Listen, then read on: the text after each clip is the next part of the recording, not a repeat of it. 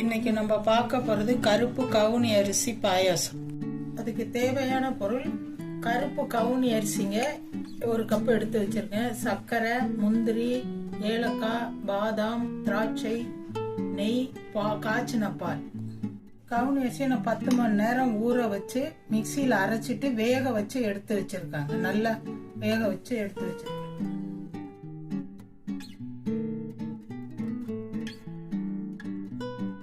இப்போ நம்ம பால் சூடாயிடுச்சுங்க. வேக வச்ச கவுனி அரிசியை இதில் போட்டு நல்லா கிண்டி எடுத்துக்கலாம்.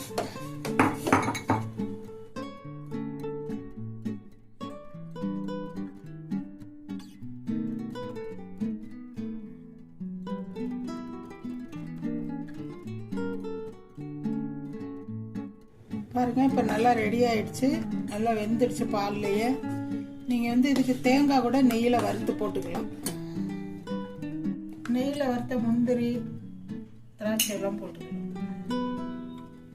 இதோ பாருங்க ரெடி. உங்கள் வீட்லேயும் செய்து பார்த்துட்டு எப்படி இருந்ததுன்னு சொல்லுங்கள்.